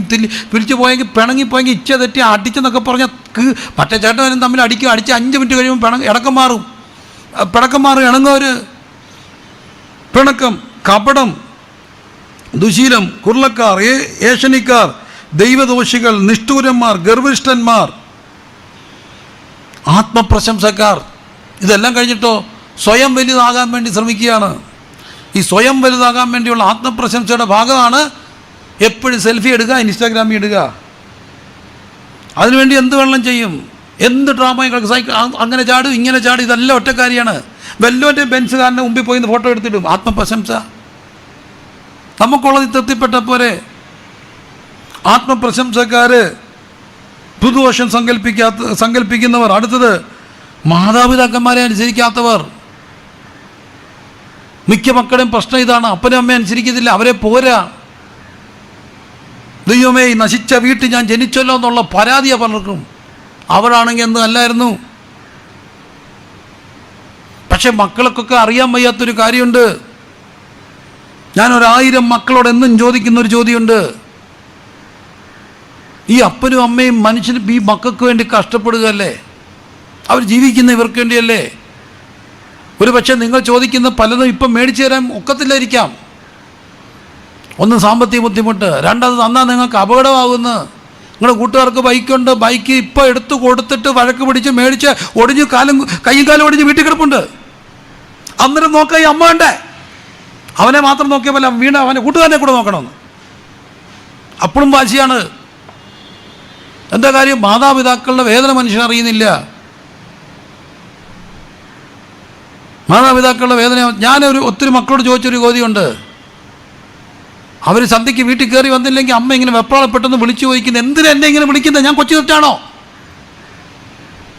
ആണായാലും പ്രത്യേകിച്ച് പെൺപിള്ളേരൊക്കെ അമ്മയ്ക്ക് സങ്കടവും വിഷമവും വേദനയും കൂടും. അമ്മയാണ്. അപ്പോൾ ചോദിച്ചത് കുറ്റമായി. ദേഷ്യപ്പെട്ട് കഥ കട്ടച്ച് മുറിക്കകത്ത് കയറി വലിച്ചടച്ചു. അല്ലെങ്കിൽ ഇഷ്ടമുള്ള പെണ്ണിനെ കെട്ടിച്ചു കൊടുത്തില്ല. അത് കെട്ടിച്ചാൽ ശരിയാകത്തില്ലെന്ന് അമ്മയ്ക്കറിയാം, അപ്പനറിയാം, ആരെക്കാട്ടിലും കൂടുതൽ അറിയാം മക്കളെ. ഒറ്റ നോട്ടത്തിന് പലതും അറിയാം, അമ്മയ്ക്കുമാർക്കറിയാം. അതങ്ങനെയാണ്. അതുകൊണ്ടാണ് എലീശയുടെ കാലഘട്ടത്തിൽ ഒരു കാര്യം പറയുന്നുണ്ട്. എലീശ ശൂനംകാരത്തി എന്താ പറയുന്നറിയാമോ? ഇതുവഴി കൂടെ പോകുന്ന ദൈവപുരുഷനുണ്ട്. ഒരു അമ്മയ്ക്കൊരു കാര്യം അറിയാം, അവർ ശരിയാണോ തെറ്റാണോ എന്നറിയാം. ഒരു കോള് വന്നാൽ സംസാരിക്കുന്ന ആ ഒരു സ്ലാങ് കേട്ടാൽ അതിൻ്റെ ഒരു മുഖഭാഗം കണ്ട് അവർക്കറിയാം എന്താ സംഭവിക്കുന്നത്. കാരണം അവരൊക്കെ ഒത്തിരി പണ്ട് കാലത്ത് നിന്നെക്കാൾ എത്ര കൂടുതൽ ഗുണമുണ്ടാന്ന് പറയത്തില്ലേ. പക്ഷേ അമ്മയും അപ്പനെ അനുസരിക്കാത്ത തലമുറ. ഞാനത് ചോദിച്ചോട്ടെ മക്കളെ, ഇന്നൊക്കെ നമ്മളിങ്ങനെ തുള്ളിച്ചാടും. അവർ പോയാൽ നമ്മൾ എന്ത് ചെയ്യും? ഒരിക്കൽ എൻ്റെ മനസ്സിൽ ഇങ്ങനെ ചങ്ക് പൊട്ടി ഓർക്കുന്നൊരു കാര്യമുണ്ട്. അമ്മ മരിച്ചു പോയിട്ട് അപ്പൻ രണ്ടാമത് കെട്ടി കഴിയേ, അപ്പം മരിച്ചു പോയി. അപ്പോൾ ഈ അമ്മ മരിക്കുമ്പോൾ കുഞ്ഞായിരുന്നൊരു അവൻ പിന്നെ വളർന്നു രണ്ടാനമ്മയുടെ കൈ കീഴിലെ. എല്ലാ രണ്ടാമമ്മ മോശമൊന്നുമല്ല, ഒത്തിരി നല്ല അമ്മമാരുണ്ട്, എല്ലാ അമ്മമാരെയും ഞാൻ ബഹുമാനിക്കുന്നു. പക്ഷേ എനിക്കുണ്ടായ ഒരു ടിപ്പിക്കൽ എക്സ്പീരിയൻസ്, ആ അമ്മ അപ്പം മരിച്ച സമയത്ത് ഈ പയ്യന് പെട്ടെന്നൊരു വല്ലായ്മയൊക്കെ വരുന്നു. ഞാനതുവഴി വരികയാണ്, എൻ്റെ കയ്യിൽ ആംബുലൻസ് ഉണ്ട്. അപ്പോൾ പെട്ടെന്ന് ഈ സംഭവം കണ്ടുകൊണ്ട് ഞാൻ തന്നെ ഈ കുഞ്ഞിനെ എടുത്തിട്ടുകൊണ്ട് ഈ സഹോദരനെ ചെറുപ്പക്കാരനെ കൊണ്ട് ആശുപത്രിയിലേക്ക് ചീറിപ്പായിയാണ്. മറ്റൊരു സുഹൃത്തുമുണ്ട്. ഞങ്ങൾ രണ്ടുപേരും ഈ പയ്യനെ പെട്ടെന്ന് എടുത്തിട്ടുകൊണ്ട് കൊണ്ടുപോകുന്നു സെമിത്തേരിയിൽ നിന്ന് ആ ഹോസ്പിറ്റലിലേക്ക്. ഈ കൊച്ചൻ വണ്ടിക്കകത്ത് കിടന്ന് വല്ലാതെ പൊളയുന്നു, ചുരുളുന്നു. കാഷ്വാലിറ്റി കൊണ്ടുവന്ന് കയറ്റി കിടത്തി. അറിയാവുന്ന ഡോക്ടർമാരോടൊക്കെ പെട്ടെന്ന് പറഞ്ഞവരൊക്കെ വന്നു. കാഷ്വാലിറ്റി കുഴപ്പമൊന്നും, ഇങ്ങനെ ഞങ്ങൾ പുറത്ത് വെയിറ്റ് ചെയ്യുകയാണ്, കുഴപ്പമില്ല, സ്റ്റേബിൾ ആകാൻ സാധ്യതയുണ്ട്, പേടിക്കേണ്ടെന്നൊക്കെ പറഞ്ഞ് ഞങ്ങൾ പുറത്തിരിക്കുമ്പോൾ എൻ്റെ കൂടെ പോയ സുഹൃത്ത് ആ സഹോദരൻ പെട്ടെന്ന് അയച്ച ഫോർവേഡ് ചെയ്തൊരു മെസ്സേജ് എന്നെ കൊണ്ട് ഇന്നലെ ഫോർവേഡ് ചെയ്തതെന്നാ. അതൊന്ന് വായിച്ചു നോക്കിയപ്പോൾ എൻ്റെ കണ്ണ് നിറഞ്ഞു പോയി. ഒരിടത്തൊരു കുഞ്ഞിൻ്റെ അമ്മ മരിച്ചപ്പം കുറച്ച് കഴിഞ്ഞപ്പോൾ അപ്പം വന്നിട്ട് അവനോട് ചോദിച്ചു, മോനെ അപ്പ രണ്ടാമത് കല്യാണം കഴിച്ചോട്ടെ? അവൻ പറഞ്ഞു ആയിക്കോട്ടെ, കുഞ്ഞു മനസ്സ്, മോനെ അമ്മ വേണ്ടേ, കാര്യങ്ങൾ നോക്കണ്ടേ? ഓക്കെ അപ്പാ. കാലം മുമ്പോട്ട് പോയി. കുറേ നാൾ കഴിഞ്ഞു. കുഞ്ഞായിരിക്കുമ്പോഴാണ്, ഒരുമാതിരി ഓർമ്മയിരിക്കുമ്പോഴാണ് ഈ അമ്മ മരിക്കുക. അപ്പം രണ്ടാമത് കല്യാണം കഴിഞ്ഞു. കുറേ നാൾ കഴിഞ്ഞപ്പോൾ അപ്പം വന്ന് ചോദിച്ചു, മോനെ ഇപ്പോഴത്തെ മമ്മി എങ്ങനെ ഉണ്ടെന്ന്. അപ്പോൾ അവൻ പറഞ്ഞത് മറുപടി അതാണ് ഇവൻ ഫോർവേഡ് ചെയ്തത്. നല്ല അമ്മയാണ്, കുഴപ്പമൊന്നുമില്ല, പക്ഷേ കള്ളം പറയത്തില്ല, സത്യമേ പറയത്തുള്ളൂ. അതിനോട് അങ്ങനെ എൻ്റെ അമ്മ എന്നും കള്ളം പറയായിരുന്നു, എൻ്റെ മരിച്ചുപോയ അമ്മ. എന്തെങ്കിലും വഴക്കുണ്ടാക്കുമ്പോൾ കുസൃതി കാണിക്കുമ്പോൾ ചതിനോ പുതിനോ ഒന്ന് അടിയും തരും. എന്നിട്ട് പറയും, പന്നെ ചെറുക്കാൻ നിനക്ക് ഇനി ചോറ് തരത്തില്ല, നീ അവിടെ കിടന്ന് നിന്നെ ഇന്ന് ഞാൻ പട്ടിണി കിടന്ന് പറയും. 5-10 മിനിറ്റ് കഴിയുമ്പോൾ നല്ല ചൂട് ചോറിനകത്ത് നെയ്യ് ഒഴിച്ച് പപ്പടം ഇട്ട് ചുരുട്ടി അത് ഉരുട്ടിക്കൊണ്ട് മക്കളെ ബാ പൊളിക്കണമെന്ന് പറഞ്ഞു നടക്കുക. എൻ്റെ അമ്മ ചോറ് തരത്തില്ല പറഞ്ഞാൽ 10 മിനിറ്റ് കഴിയുമ്പോൾ ചോറും കൊണ്ടുവരും. അമ്മ കള്ളം പറയത്തുള്ളായിരുന്നു. അങ്ങനെ കള്ളം പറയായിരുന്നു. ഇപ്പോഴത്തെ അമ്മ ഏതാണ്ട് പിണങ്ങിയപ്പം പറഞ്ഞു, നിനക്ക് നിൻ്റെ ആനുസരണക്കേട്, നിനക്ക് ഞാൻ ചോറ് തരത്തില്ല, 3 ദിവസമായി പട്ടിണിയാണ്. സത്യമാണോ? അപ്പം ഈ പുറകെ നടക്കാൻ ഒരാളുണ്ടെന്ന് എന്തുകൊണ്ടെന്നറിയാമോ? അവർ ചത്തുപോയ എന്ത് ചെയ്യും? അപ്പനും അമ്മയും നിന്ന് ഇപ്പം ചത്തുപോയ മക്കളെ എനിക്കറിയാം. ആദ്യമൊക്കെ ബന്ധുക്കൾ കാണും, പിന്നെ ഒരുത്തനും കാണത്തില്ല. ആദ്യത്തെ മൂച്ചിനൊക്കെ പറയും ഞാൻ നോക്കിക്കോളാം, അവധിക്ക് അങ്ങോട്ട് വേണം, ഇവധിക്ക് 1-2 വർഷം കഴിഞ്ഞാൽ ഒരുത്തരും കാണത്തില്ല. ഇപ്പം നിങ്ങൾ എനിക്ക് അവിടെ പോകണം ഇവിടെ പോകണം എന്നൊക്കെ പറഞ്ഞ് വാശി പിടിച്ച് പോവും. പക്ഷെ തിരിച്ചു വരുന്നത് നോക്കിയിരിക്കുന്നവൻ അപ്പനും അമ്മയില്ലേ? ഗൾഫിൽ നിന്നൊക്കെ വരുന്നു, വിദേശത്ത് എത്ര പേരെന്നോട് കറിഞ്ഞിട്ടുണ്ട്. നാട്ടിലോട്ട് വരുമ്പോൾ എയർപോർട്ടിൽ വരുമ്പോൾ മിക്ക ഫ്ലൈറ്റുകളും വരുന്നത് വെളുപ്പിനെയല്ലേ, ഇൻ്റർനാഷണൽ ഫ്ലൈറ്റ്സൊക്കെ വരുന്നത്. വരണ്ട വരണ്ട വരണ്ട വരണ്ട എന്ന് പറഞ്ഞാലും രണ്ടും കണ്ടും വന്ന് അവിടെ ഇങ്ങനെ നിൽക്കും വെളുപ്പിനെ ഡ്രൈവറേയും കൂട്ടി. അതുകൊണ്ട് ഞാൻ ചെയ്യും, പറയാതെ വരും, എന്നാലും മണത്തറി. എന്നിട്ട് 3 മണി 4 മണിക്ക് എയർപോർട്ടിൽ വന്ന് ഇറങ്ങുമ്പോൾ തന്നെ ഇങ്ങനെ നിൽക്കും. വല്ല കാര്യമുണ്ട് ഈ വയസ്സാം കാലത്ത് ഇവിടെ വന്നിരിക്കും? ഞാനങ്ങ് വരത്തില്ലേ? പക്ഷെ അവർ പോയി 2 പേരും. അപ്പോഴാണ് വന്നിറങ്ങിയപ്പം നോക്കിയപ്പം കാണുന്നില്ല ആരെയും. പരുത് കാണുക വല്ലവരും ഉണ്ടോയെന്ന്, ഒരുത്തനും ഇല്ല. പിന്നെന്താ ചെയ്തു? അവിടുന്ന് ഊബർ പിടിച്ച് അവിടെ ചെന്ന് പോലീസ് ടാക്സി കൗണ്ടറിൽ നിന്ന് ടാക്സിയും പിടിച്ച് അതിൻ്റെ പുറകിൽ കയറി പേടിച്ച് ഇവൻ ഇപ്പോഴത്തെ ടാക്സിക്കാരൊക്കെ ഒത്തിരി നല്ലവരെല്ലാം GPS കാര്യങ്ങളൊക്കെ ഉണ്ടല്ലോ. എന്നാലും അന്നേരം ദുഃഖം വരുന്ന കാത്തിരിക്കാൻ ആരും ഇല്ലെന്ന്. മറ്റേ വീട്ടിലോട്ട് വരുമ്പോഴത്തേന് അവന് ഇഷ്ടമുള്ള ഭക്ഷണം ഉണ്ടാക്കി ഇങ്ങനെ നോക്കിയിരിക്കായിരുന്നു. ഇപ്പം വരുന്ന വഴി ഒരു പൊറോട്ടയും ഒരു കറിയും മേടിച്ച് പാഴ്സൽ മേടിച്ച് വീട്ടിൽ വന്ന് തന്നെ കഴിക്കുമ്പോഴാണ് ഇവരില്ലാത്തതിൻ്റെ വില അറിയുക. മറക്കരുത്, അൺനാച്ചുറലായി പോയി, അസ്വാഭാവികത. അപ്പനും അമ്മയോടും സ്നേഹമില്ല. മറക്കരുത് മക്കളെ, മറക്കരുത്. തിരിച്ചടിക്കുക, നികിഷ്ടബുദ്ധിക്ക്. കാരണം ദൈവത്തെ അറിയുന്നവനെ അപ്പനും അമ്മയെ അറിയാനൊക്കത്തുള്ളൂ. വാത്സല്യമില്ലാത്തവരായി മാറി, ആളുപിതാക്കളന്മാരെ അനുസരിക്കാത്തവരായി മാറി, നിയമങ്ങൾ ലംഘിക്കുവാൻ ഉള്ള പ്രവണതകൾ. വാത്സല്യമില്ലാത്തവർ, വിത്തൗട്ട് നാച്ചുറൽ റിലേഷൻഷിപ്പ്. എന്താണ്? മനുഷ്യന് ഒത്തിരി സ്വാഭാവികമായ ബന്ധങ്ങളുണ്ട്. അപ്പൻ, അമ്മ, കൂടപ്പുറപ്പ്, ആങ്ങളെ, പെങ്ങളെ, കസിൻസ്. ചെറിയ കാര്യമാണോ? First cousins. പക്ഷേ എത്ര കസിൻസ് ദുരുപയോഗപ്പെട്ടു. എന്താ കാര്യം? രക്തബന്ധങ്ങൾക്ക് വിലയില്ലാതെ വന്നു. വാത്സല്യമില്ലാത്തവരായി മാറി. കനിവറ്റവർ. ഈ വക പ്രവർത്തിക്കുക മാത്രമല്ല, പ്രവർത്തിക്കുന്നവരെ ഇഷ്ടം തോന്നി അങ്ങനെയൊക്കെ പ്രവർത്തിച്ച് അവരെ ഹീറോ ആയിട്ട് കാണുന്നതാണ്. ഇന്ന് അങ്ങനെയുള്ളവർക്ക് ഫാൻസ് ഉണ്ടാകുന്നു, അവരാണ് ഹീറോസ്. അപ്പം എന്താ പറ്റുക? ഇതിൻ്റെ എല്ലാ അടിസ്ഥാന കാരണമുണ്ട്. ഒരു സ്വാഭാവികത തകർന്നു. ഏത് സ്വാഭാവികത? ദൈവത്തെ ആരാധിക്കുന്ന സ്വാഭാവിക ക്രമീകരണം തകർന്നപ്പോൾ അതിൻ്റെ തിരിച്ചടികൾ അസ്വാഭാവികമായി പ്രപഞ്ചത്തിലുണ്ടായി. 2 മനുഷ്യ ജീവിതത്തിലുണ്ടായി. അവർ നികിഷ്ടബുദ്ധിക്ക് ഏൽപ്പിക്കപ്പെട്ടു. അപ്പോൾ അൺനാച്ചുറലായിട്ട് മാറുകയാണ്, നികിഷ്ടരായിട്ട് മാറുകയാണ്. Deprived mind to do what ought not to be done. എന്ത് ചെയ്യരുതോ അത് ചെയ്യരുതാത്ത അസ്വാഭാവികരായിട്ട് മാറി. എന്നാൽ മറ്റൊരു സംഭവം നമ്മൾ വേദപുസ്തകത്തിൽ കാണുന്നുണ്ട്. ഒരു മനുഷ്യരെക്കുറിച്ച് സാക്ഷ്യം പറയുന്നു. 4-ാം അധ്യായത്തിൻ്റെ അപ്പോസ്തലപ്രവൃത്തി 13-ാം വാക്യം. അവർ പത്രോസിൻ്റെയും യോഹന്നാൻ്റെയും ധൈര്യം കാണുകയാലും ഇവർ പഠിപ്പില്ലാത്തവരും സാമാന്യരുമായ മനുഷ്യരെന്ന് ഗ്രഹിക്കാലും ആശ്ചര്യപ്പെട്ടു. എന്താ സംഭവിച്ചത്? അവർ വെറും സാധാരണക്കാര്, ഓർഡിനറി മനുഷ്യര്. പക്ഷെ ഇപ്പോൾ അവരാരായിട്ട് മാറി? അസാധാരണക്കാരായിട്ട് മാറി. എക്സ്ട്രാ ഓർഡിനറി സ്നേഹം, എക്സ്ട്രാ ഓർഡിനറി ധൈര്യം, എക്സ്ട്രാ ഓർഡിനറി വിശുദ്ധി, എക്സ്ട്രാ ഓർഡിനറി ഒരു സ്വഭാവം. എങ്ങനെ ഉണ്ടായത്? അതുണ്ടാകാൻ കാര്യമുണ്ട്. അവൻ പത്രോസ് തള്ളിപ്പറഞ്ഞവനായിരുന്നു കർത്താവിനെ. പക്ഷേ ദൈവം തിബരിയോസിൻ്റെ കടൽക്കരയിൽ വെച്ചൊരു രംഗാവിഷ്കരണം ഉണ്ടാക്കി, ഇച്ചിരി തീയൊക്കെ കൂട്ടി കർത്താവിനെ വിളിക്കുകയാണ്. അപ്പോൾ ചനങ്ങൾ ചൊട്ട് അടയൊക്കെ ആയിട്ട് എന്തിനാ ഈ തീയൊക്കെ കൂട്ടി വിളിച്ചത്? ഒരു തീയുടെ മുമ്പിൽ ഇരുന്നുകൊണ്ട് അവൻ പറഞ്ഞു, എനിക്കവനെ അറിയത്തില്ലെന്ന് പറഞ്ഞു. അതൊരു തീയുടെ മുമ്പിലാണ്. ദൈവം അതിനുവേണ്ടി മറ്റൊരു തീജ്വാല കൂട്ടി. നിനക്ക് ഓർമ്മയുണ്ടോ? തീ ഉണ്ടവന് ഓർമ്മയുണ്ട്. ഈ തീയുടെ മുമ്പിൽ വെച്ചാണ് ഞാൻ അവനെ തള്ളിപ്പറഞ്ഞത്. ആ തീയുടെ മുമ്പിൽ വെച്ച് ദൈവം അവനെ കൊണ്ട് 3 വട്ടം തള്ളിപ്പറഞ്ഞവൻ്റെ 3 വട്ടം ചോദിച്ചു, നിനക്ക് എന്നോട് സ്നേഹമുണ്ടോ? സ്നേഹമുണ്ടെന്ന്. ഉവ്വ് കർത്താവേ, നീ സകലതും അറിയുന്നു. ഇന്ന് രാത്രി എന്നെ ശ്രദ്ധിക്കുന്ന ബഹുമാനപ്പെട്ട സുഹൃത്തെ, നീ എവിടെ വെച്ചാ കർത്താവിനെ തള്ളിക്കളഞ്ഞേ? ഏത് തീയുടെ മുമ്പിൽ വെച്ച കർത്താവിനെ തള്ളിക്കളഞ്ഞ്, ഏത് കൂട്ടുകാരുടെ മുമ്പിൽ വെച്ച കർത്താവിനെ തള്ളിക്കളഞ്ഞത്, ഏത് കുപ്പിയുടെ മുമ്പിൽ വെച്ച കർത്താവിനെ തള്ളിക്കളഞ്ഞേ. അതൊന്ന് തിരിച്ചറിഞ്ഞിട്ട് കർത്താവെ എന്ന് വിളിച്ചാണ്ടല്ലോ, കർത്താവ് പത്രോസിനെ മടക്കി കൊണ്ടുവന്നു. എന്നിട്ട് പറഞ്ഞു, നിന്നെ എനിക്ക് ഉപയോഗിക്കാനുണ്ട്, നിന്നെ എനിക്ക് ഉപയോഗിക്കാനുണ്ട്. ആ പത്രോസും യോഹന്നാനും നമ്മൾ കാണുന്നു അപ്പോസ്തലപ്രവൃത്തി 2-ാം അധ്യായത്തിൽ അവർ കാത്തിരുന്നു. ദൈവത്തിൻ്റെ ആത്മാവ് അതീവ ശക്തിയോടെ അവരുടെ മേൽ വന്നു. അവരാരായിട്ട് മാറി? അവർ അസാധാരണക്കാരായിട്ട് മാറി. 2 സാധ്യതകൾ, 2 സ്ട്രീംസാണ് ഇന്ന് ലോകം പോകുന്നത്. ഒന്ന്, ഇവിടെ ഒരു ഓർഡിനറി പൊത്തുവരുത്ത ജീവിതം നയിക്കാൻ ഒക്കത്തില്ല. ഒന്നി കർത്താവേ നിന്നെ എനിക്ക് വേണമെന്ന് പറഞ്ഞാൽ കർത്താവ് ഒരു അത്യന്ത ശക്തി പകരും, ദൈവസ്നേഹത്തിൽ അങ്ങോട്ട് മുക്കിയെടുക്കും.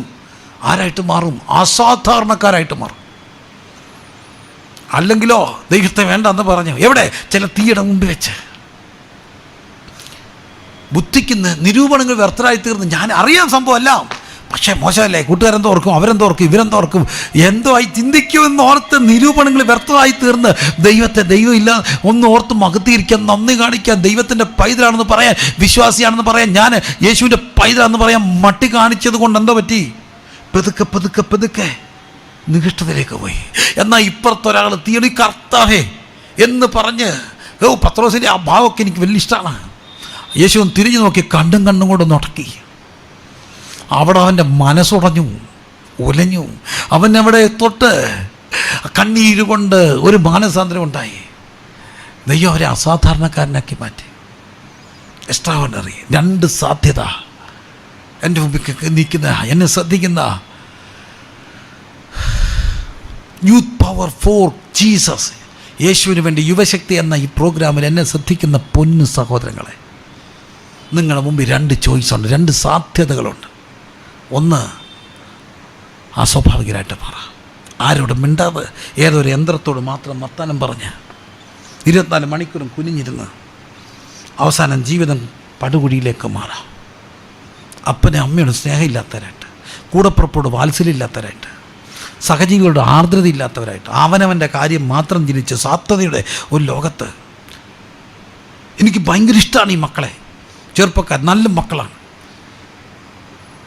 എൻ്റെ ചർച്ചിൽ ഇപ്പോൾ സിവിൽ സപ്ലൈസിൻ്റെ അവിടെ എന്തോ ഒരു സംരംഭം നടക്കുകയാണ്, കിറ്റുകൾ കൊടുക്കുന്നത്. അതിൻ്റെ സാധനമൊക്കെ അവിടെ വെച്ച് ലോഡ് ചെയ്യുക. ഒത്തിരി മക്കളവിടെ വന്നിരിപ്പുണ്ട്. ഞാൻ അവരോടൊക്കെ ചോദിച്ചു, നിങ്ങളൊക്കെ ആരാണ്? ഞങ്ങൾ സന്നദ്ധ പ്രവർത്തകർ. എന്തിൻ്റെ ഈ സമയത്ത് ഞങ്ങൾ സ്വയം രജിസ്റ്റർ ചെയ്തേക്കുക. മോൻ എന്താ ചെയ്യുന്നത്? ഞാൻ ബിടെക്കിന്. ഇപ്പോൾ എന്ത് ചെയ്യുന്നു? ഇപ്പോൾ ഓൺലൈൻ ക്ലാസ്സാണ്, സമയം കിട്ടുമ്പോൾ ഇവിടെ വന്നിരുന്ന് പായിക്കുക. ആർക്കൊക്കെ വേണ്ടി, അവരറിയാത്ത ആർക്കുണ്ട്. ഈ മക്കൾ നല്ല മക്കളാണ്. പക്ഷേ ഈ മക്കളെ നിങ്ങളുടെ ഈ കഴിവും ശക്തിയൊക്കെ കർത്താവിൻ്റെ സ്നേഹത്തിലൊന്ന് ചാലിച്ച ദൈവം നിങ്ങളെ അസാധാരണക്കാരായിട്ട് മാറും. നിങ്ങളൊരു അസാധാരണ ദൈവശക്തി. അതിനെന്ത് ചെയ്യണം? കർത്താവിൻ്റെ അടുക്കലോട്ട് വന്നിട്ട് കാത്തിരിക്കണം. ദൈവമേ, പത്രോസും യോഹന്നാനെയും അവർ പേടിയായിരുന്നു, പേടിച്ച ഇതെല്ലാം തള്ളി പറഞ്ഞേ. പക്ഷെ അവൻ അവിടെ നിന്നുകൊണ്ട് അവരോട് സംസാരിച്ചു അസാധാരണ ധൈര്യത്തോടെ. അപ്പോൾ ഇവരോർത്തു, ഈ ഭാഷാശൈലി, നിൻ്റെ ഭാഷയുടെ ശൈലിയെ മാറ്റാൻ ദൈവത്തിന് കഴിയും, ഉച്ചാരണത്തെ മാറ്റാൻ ദൈവത്തിന് കഴിയും. ഇവർ പഠിപ്പില്ലാത്തവരാണ്. അപ്പോൾ അവിടെ സ്ലാങ്ങൊക്കെ നമുക്കറിയാം പ്രത്യേകതമായിരിക്കും. ചിലരുടെ ഭയങ്കര ഇൻ്റർനാഷണൽ സ്കൂളിലൊക്കെ പഠിച്ചവരുടെ ലാംഗ്വേജ് എന്നൊക്കെ പറഞ്ഞാൽ അത് ഭയങ്കര ലാംഗ്വേജ് അല്ലേ. അവിടെ ആക്സെൻറ്റ് കേട്ടാൽ അറിയാം, അവിടെ രീതി കേട്ടാൽ അറിയാം, അവിടെ ആ സൊഫിസ്റ്റിക്കേറ്റഡ് ആയിട്ടുള്ള അവിടെ ബാക്ക്ഗ്രൗണ്ട് എന്താണെന്ന് മനസ്സിലാവും. പക്ഷേ അവൻ്റെ രീതിയെ മാറ്റിയ ഒരു ദൈവകൃപയുണ്ട്, ദൈവസാന്നിധ്യമുണ്ട്, ആത്മശക്തിയുണ്ട്. അത് പ്രാപിക്കാൻ ആഗ്രഹിക്കുന്നുണ്ടോ? ഈ ഓൺലൈൻ ശുശ്രൂഷയിൽ പങ്കുചേരുന്നവരെ, ഒരസാധാരണ ദൈവസ്നേഹം പ്രാപിക്കാൻ നിങ്ങൾക്ക് ഇഷ്ടമാണോ? അതിനുവേണ്ടി ഒന്ന് കാത്തിരിക്കാമോ? അതോ ഒരു അസ്വാഭാവിക തലത്തിലേക്ക് പോകാനാണോ ആഗ്രഹം? 2 ചോയ്സ് ദൈവം മുമ്പിൽ കൊണ്ടുവെക്കുക. അതിനൊറ്റ കാര്യം, ദൈവമേ നിന്നെ ഞാൻ ദൈവം എന്നോർത്ത് മഹത്വീകരിച്ച്. സുവിശേഷത്തെക്കുറിച്ച് എനിക്ക് ലജ്ജയില്ലാതെ, സുവിശേഷത്തെക്കുറിച്ച് ലജ്ജിക്കാതിരുന്നാലോ കർത്താവ് നിങ്ങളെക്കുറിച്ച് ലജ്ജിക്കുന്നില്ല. നല്ല പ്രായത്തിൽ തീരാനെടുക്കണം. വലിയ കാര്യമൊന്നും ചെയ്യാനൊത്തില്ലെങ്കിലും ഇപ്പോൾ ഓർമ്മയുണ്ട്, കോളേജിലൊക്കെ ഡിഗ്രിക്കൊക്കെ പഠിക്കുന്ന സമയത്ത് അന്ന് ഈ ന്യൂ കമേഴ്സൊക്കെ വരുമ്പോൾ ഫസ്റ്റ് പി ഡി സി ഒക്കെ, അന്ന് പ്രീ ഡിഗ്രി ഒക്കെ വരുമ്പോൾ ഭയങ്കര ഉത്സവമാണ്. SFIക്കാർ ഒരു സൈഡിൽ നിൽക്കും, KSUക്കാർ ഒരു സൈഡിൽ നിൽക്കും, KSIക്കാർ ഒരു സൈഡിൽ നിൽക്കും. അവരെല്ലാം നിന്ന് ന്യൂ കമേഴ്സിന് AVP ഒക്കെ അന്നുണ്ട്. പക്ഷേ SFIയും KSU ഒക്കെ സ്ട്രോങ് ആണ്. KSE അവരെല്ലാം നിന്നിട്ട് എല്ലാ ന്യൂ കമേഴ്സിനും തിലകങ്ങൾ ചാർത്തി ചന്ദനക്കുറികൾ തൊട്ട് ന്യൂ കമേഴ്സിന് വെൽക്കം പറഞ്ഞ് കയറ്റുകയാണ്. എന്താ ചെയ്യാനൊക്കെ ഡിഗ്രി സെക്കൻഡ് ഇയർ. ഞങ്ങൾ 3 സുഹൃത്തുക്കൾ കൂടി ട്രാക്റ്റ് അടിച്ചു. ഇപ്പോൾ എനിക്ക് ഓർമ്മയുണ്ട്, മോഹങ്ങളെ വിടാ, ലേഡി മാക്ബത്തിനെ ആധാരമാക്കിക്കൊണ്ട് ഷേക്സ്പിയറിൻ്റെ ഒരു നാടകത്തെ അപഗ്രഥിച്ചുകൊണ്ടൊരു കൊച്ചു ട്രാക്റ്റ് ഞങ്ങൾ 3 പേരിൽ നിന്ന് കൊടുത്തു. ഞാനും ഒരു ഷാജിയും സാജിയും ഞാനും കൂടെ. ഒന്ന് ഇച്ചിരി ചമ്മലൊക്കെ തോന്നി. പക്ഷേ ഒരു കാര്യം, അവർ രണ്ടുപേരും അമേരിക്കൻ നല്ല നല്ല കർത്താവിനെ സേവിച്ചുകൊണ്ട് ജീവിക്കുന്നുണ്ട്. എന്നെ ഒട്ടും കുറയാതെ കർത്താവ് കാത്തു. അന്ന് അവിടെ നിന്നുകൊണ്ട് തിലകക്കുറി ചാർത്തിയ പല സുഹൃത്തുക്കളും ഇന്നെൻ്റെ സഹോദരന്മാരാണ്. നഷ്ടമൊന്നും ഉണ്ടായില്ല. ഈ നല്ല സമയത്ത് സുവിശേഷത്തെക്കുറിച്ച് ലജ്ജിക്കാതിരിക്കാവോ? അതിൻ്റെ ഒരു സാക്ഷിയാകാമോ? ദൈവത്തിനെക്കുറിച്ച് ലജ്ജിക്കില്ല. സുഹൃത്തെ, കർത്താവ് നിന്നെക്കുറിച്ച് ലജ്ജിക്കില്ല. ഈ ശക്തി നമുക്ക് കൊടുക്കണം. ആർക്ക്? ദൈവത്തിന് വേണ്ടി. കണ്ണടച്ചേ.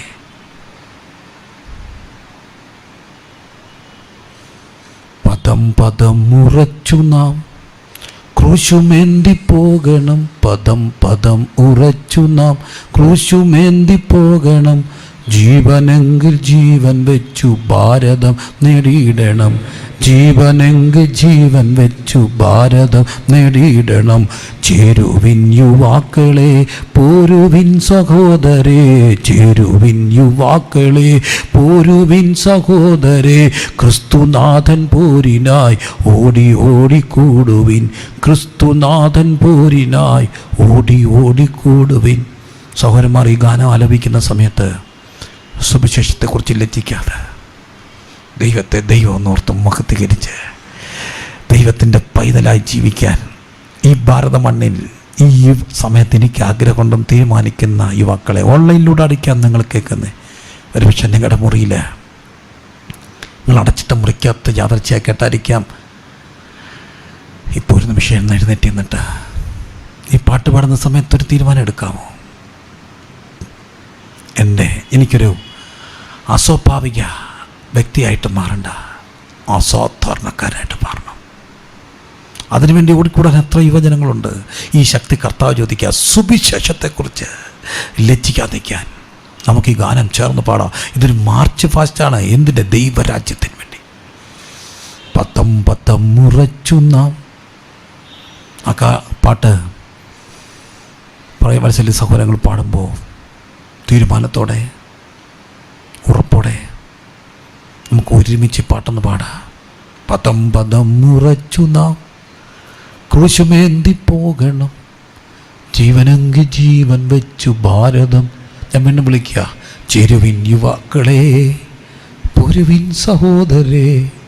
ക്രിസ്തുനാഥൻ പോരിനായി. എത്ര കുഞ്ഞുങ്ങളുണ്ട്? ഈ ശക്തി കർത്താവിന് വേണ്ടി കൊടുക്കാൻ എനിക്കൊരു അസാധാരണ ദൈവസ്നേഹം, അസാധാരണ ദൈവകൃപ, അസാധാരണമായ ധൈര്യം.